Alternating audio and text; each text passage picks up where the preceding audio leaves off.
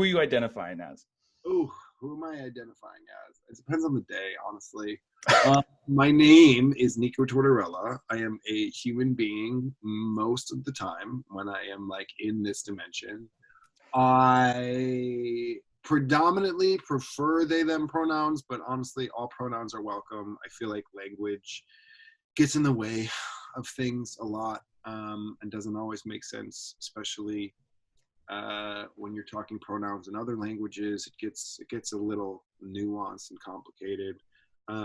As long as you're not like coming at me maliciously, we can figure it out. I am an actor by trade. I'm an artist. I'm an author, an advocate, and I don't know. I'm just trying to figure it out, and trying to just do some good while I'm here. For those people who they just haven't gotten the memo yet, why they, them, just so we can squash that and actually move on.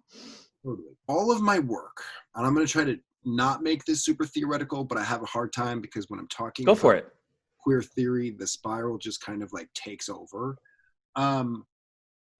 Most of my work, my acting included, is dedicated to the collapsing of binaries and divisions that exist everywhere in the world. And I'm not just talking about gender or sexuality.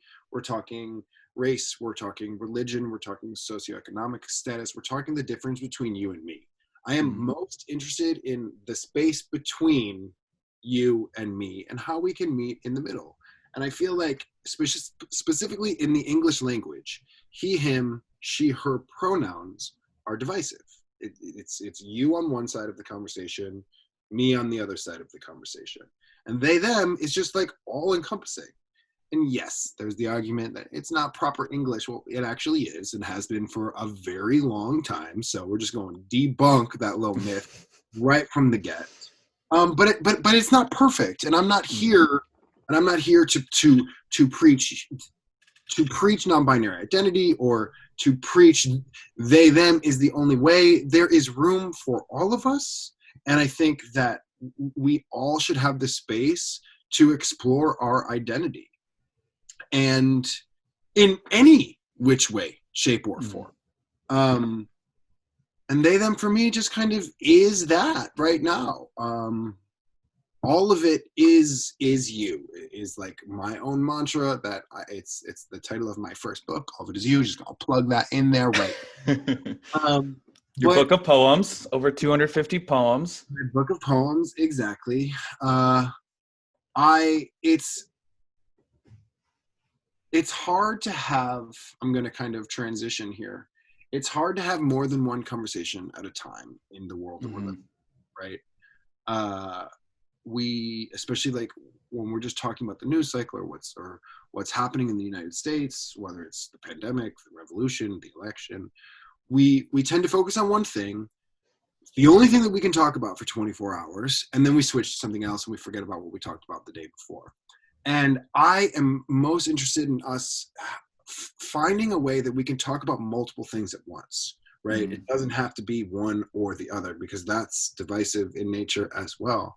And they, them kind of does that for me right now. It may not always. Who knows what's going to happen? So that was a very complicated, long answer to potentially a simple question. But I get it. People are set in their ways, and they, them, like throws people off. It's hard for me sometimes. I still fuck it up. It's not always perfect, Yeah, and you said you didn't feel worthy to identify as non-binary at first, right? Yeah, I mean, this journey through identity. I mean, gender and sexuality are just two aspects of identity, but have been a transition. It's been a process. And I think for a long time, I thought gender variance, gender queer, gender, agender, non-binary identity was visible. Like I didn't fit the picture of what a non-binary person was supposed to look like. I'm not androgynous all the time. You look at me, it's very clear like who I am and what I got. You know what I mean? Like I present masculine the majority of the time. I feel feminine the majority of the time on the inside, but like I look a certain way, and I can't be everything for everyone all at the same time. I recognize that, but I didn't feel like I looked non-binary. But the more research I did and the more educated I became, non-binary identity has nothing to do with what I look like. I'm going to go as far as saying it doesn't really have anything to do with my gender identity. It does, but it doesn't. I do not believe in binaries. I do not think that they serve us as a people, as individual, and as a society. They hurt us. They separate us.